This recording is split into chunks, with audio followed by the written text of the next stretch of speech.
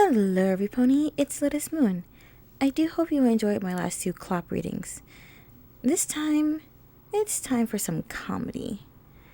And, just like with Milky Mister, I have teamed up with Secto the Changeling in order to bring you this new reading. This reading is called Thorax is Pregnant, and it was written by Dr. Atlas. Now, when I first found this, I couldn't stop laughing for quite a while.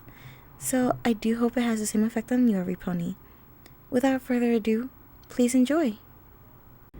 Thorax is Pregnant. Written by Dr. Atlas. Ice cream. Twilight wasn't sure how she could process the statement she heard. It was as if the gears in her mind just went off track for a few brief moments before slowly turning again, trying to make sense on what her assistant just said. He's... what? Was all she could utter. With a sheepish grin, Spike nodded. Yep. Pregnant. That's, what the changelings told me. Twilight was still having a hard time believing this. Thorax. Pregnant?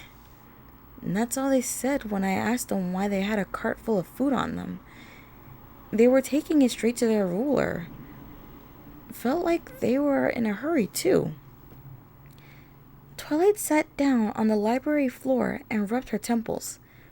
So, let me get this straight. They came here, to Ponyville, in the middle of the day, to get food for Thorax. Because he's pregnant? Spike nodded. Makes sense to me. Twilight repeated the statement in her head. Spike, do you know how insane that is for Thorax to be pregnant? Knowing nothing about the laws of nature, Spike tilted his head in confusion. What's so insane about that? Twilight raised one of her hooves up. First off, he's male.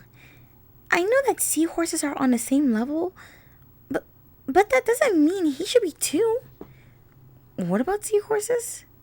Twilight lit up her horn and brought a book to them. They are one of the very few types of animals that have the opposite gender have babies. It says so right here. Spike squinted his eyes at the cover. The many laws of nature? He then went deadpan. Wow, what a name. Was the ruler of animals already taken? Twilight ignored his sass and opened the book, flipping through the pages. Spike, changelings may have many different habits and practices than we have, but only a queen can get pregnant, not their king. In fact, the king is the one that...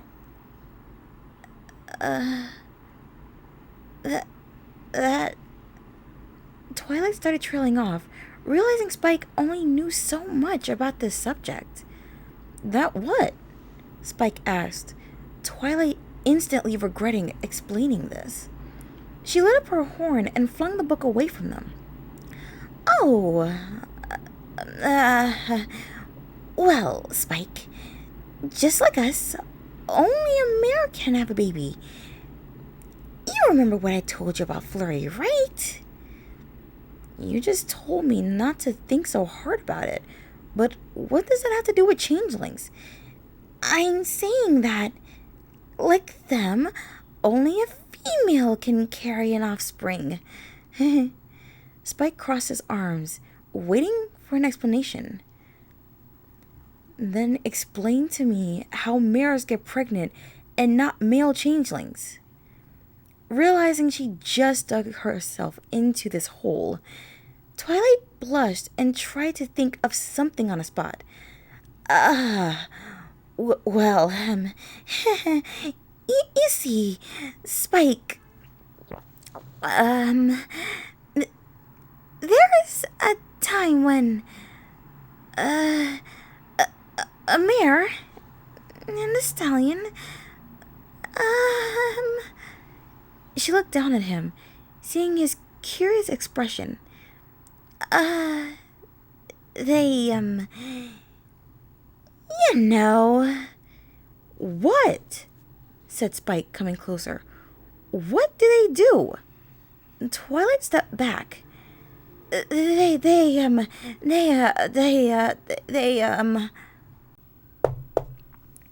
Twilight and Spike turned to the door.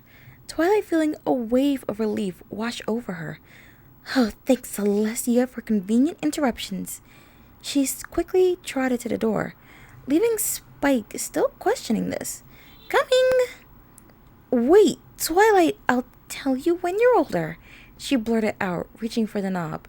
Spike raised one claw in the air. But when you're older, Twilight yelled, turning the knob and throwing the door open. Hello? How can I help? Twilight then took several steps back. What the? There, standing in the doorway, was Thorax, but not the one Twilight had seen last week. He was much larger. His transparent belly so large it was on the floor. Even his legs could barely support him. And his facial expression said nothing but a mixture of both exhaustion and anger. Before Twilight or Spike could speak, the bloated creature said in a stern tone, "Where's your food?" Twilight kept her distance while Spike stood his ground. Food? Twilight said, still shocked to see Thorax like this. Yes, food! He yelled, making Twilight and Spike flinch. You know, that stuff you ponies eat to survive? Where's that cold storage box of yours? Still in shock, Twilight asked, what kind of food? Ice cream. Thorax hissed. It's the one thing they didn't bring me, and now I'm gonna have to get it myself. He made his first move inside, dragging his stomach along the ground with every step. Twilight watched in both horror and fascination. Thorax? No! He snapped. No time to explain. I need directions, please. He started tearing up. I don't know how much longer I can suffer this eternal struggle. He yelled. Twilight blinked, never hearing this kind of attitude from him. I take it that your, big belly is your struggle? Are you calling me fat? Thorax yelled before frowning. 'Cause I'm really sensitive about my weight right now, and the last thing I need is a mayor to tell me what I can and cannot do. Twilight put on a scared expression while Spike held her wing. I was just asking why you... why it's... why you're... Didn't any of the changelings tell you? Thorax said. I'm filled to the brim with eggs, and I got an appetite that these babies need right now. He stepped closer, his shadow looming over them. So where's the kitchen? You really are? Twilight looked at Spike, who looked up at her with an expression that said, "Told you so," Spike said, crossing his arms. Twilight looked back at Thorax. But how? How can... How about I explain it in a little language I call equestrian, or maybe diamond dog's more your vocabulary. He cleared his throat and pointed to the open door. Take mio to Elo Kitcheno over there, amigo. Andale, andale. Twilight stepped forward. Thorax, you need to tell me... No! He yelled, making her step back. You need to tell me where that kitchen is, or I swear I'm gonna rip those wings off and shove them right... Down the hall to the left, Spike blurted out, standing between him and Twilight. Thorax narrowed his eyes and backed away. turning around and lugging him and his egg-filled body to the kitchen. Twilight and Spike looked at one another before looking back at him. Spike asked the obvious. Should we, follow him or... This can't be right, Twilight said, trotting after him with Spike behind. They continued following him until he made it to the kitchen. He walked in while they stood by the doorway. Thorax dragged his stomach across the tiled floor and gripped onto the countertops, sliding along them before he made it to the fridge, which he flung open and skimmed through, before hissing. Come on now. Twilight had to ask, Thorax, I have some questions. If it involves anything about my eggs, my mood, or why am I here, then I'm sure you already know the answer, he said, sitting down and rummaging through the icebox. But how? Twilight said. Don't you need, someone else to, make the eggs grow? Thorax craned his neck towards them and pointed to a jar of pickles, several other items of food already on his back. You don't need these, right? Twilight didn't want the subject to change. Thorax, why are you pregnant? How are you pregnant? And when did you get... Okay, you want to know so badly? Fine. Thorax dropped the food on the floor and slammed the fridge shut, falling on his back in the process.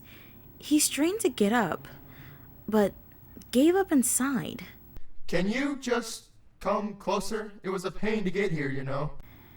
Twilight and Spike walked over to him and sat down, Twilight lifting a hoof towards him. You, need a hoof? He held up his own hoof to her face. I'm fine. Just let me find my calm place for a second. I've been having some really intense mood swings lately, and the changelings weren't kidding when they talked about this. Talked about what? Spike asked. Thorax covered his eyes with his front legs. What do you think? They talked about this! He flung his arms at his stomach, managing to sit up straight while doing so. You would not believe the reaction I had when this happened. Twilight held up her hoofs. Calm down, Thorax. Just tell us what's going on, okay? Thorax took a deep breath, knowing this would take some talking. It was a little after we went back home. I was having some really weird stomach pains, and when I asked the caretakers what was wrong, they just laid it out onto me. That you were pregnant? Spike said. Thorax nodded. And when I asked how, they said it was because I was the ruler. And when I asked why, they again said I was the ruler. And when I asked how long, they said 5 months. And that's just the first batch. You'll have more too? Twilight said. Another nod came from him. Yes, at least they said it's not painful, more like, ugh. He trailed off, knowing the subject was touchy. Well, I'm sure you have a book or something to tell you, right, Sparkle? Twilight looked away while Spike tilted his head, still having no idea what he was talking about. That book didn't say anything about kings being pregnant. Did it say rulers or just queens? Because the changelings were very descriptive on why I, a male, am going to now have 245 more children. Spike's eyes widened. That many eggs? A rough estimate. Thorax clarified. And they have needs. Many needs, mainly in the food area. Twilight was starting to piece things together. So, the eggs need nutrients from food and not love? The caretaker said that the love from me is enough, but they needed more substance for them to grow, and they have a lot of different appetites. But right now, they want ice cream. That and pickles, and maybe some spicy food on the side to be safe. After a quick grunt, he managed to get back up on all fours and open the fridge, grabbing almost everything from it. They need that much? Twilight asked, utterly stunned by how much he was taking. Well, everything except ice cream, since it's the one thing those bugs didn't get me from the list I gave them. Do you know how long I was waiting for them to bring it back? He shook the jar of pickles. 10 minutes! That's almost 6 hours for these eggs to get their food. And the last thing I want is an egg kicking me in the stomach at 3 in the morning because I didn't eat right. Knowing that it was her food, Twilight reached for the jar of pickles. Thorax, maybe you should... Thorax slammed the jar of pickles on the floor and swatted her hoof away, hissing loudly as small stacks of food fell off him. Twilight and Spike jumped back while Thorax started panting and holding his head, having some flashbacks. Sorry about that. Those hormones really make you go nuts after not having any of that ice cream I kept telling my subjects to get. His eyes shot in random directions, hoping the changelings were hearing this. Twilight lit up her horn and brought the pickle jar back to its original state, along with the food. Listen, Thorax, they're just trying to help. I'm sure if you just have some more patience, they'll help you, okay? He sighed, feeling very tired from all this. All right, I'll wait for them. I'll stay calm and patient next time. He craned his head to the fridge. And, thanks for the food. It really helps. He smiled for a second before lowering his head. Now, please, if you would, get the fuck out of my way and let me get to my fucking subjects and tell them to get the fucking ice cream! Twilight and Spike's eyes widened as he started walking closer. I mean, how many times do I gotta fucking write ice cream on the motherfucking list before those bugs get their shit in gear? Bring in the fucking ice cream! His face was inches away from theirs at this point. His plastered with anger while theirs was full of fear. Maybe I should grab a knife and edge it in all your motherfucking foreheads! How hard can it fucking be? Ice motherfucking cream! He pulled away and trotted off to the doorway, making his way back outside. I guess that's the price a king pays for ruling over complete fucking idiots! A door slam was heard a few moments later, leaving Twilight and Spike to themselves, utterly stunned after being subjected to that. What happened to courtesy? Spike asked. Did it just disappear? After recollecting herself after that experience, Twilight faced Spike. So that's what they deal with. Even Cadence wasn't this verbal when she was having a baby. Spike scratched his neck. Well, Changelings did say he's been acting a little mean to others. A little? Twilight repeated. Okay, maybe they said he was really cranky, but to them it's normal. He shrugged. Maybe the Changelings have it worse. I mean, they've been with their queen for a while. They're probably gotten used to it. Used to that cluster of words spouting out every time he's hungry? I wouldn't be surprised, Spike said. I mean, if he's like this, Chrysalis must have been on a whole nother level.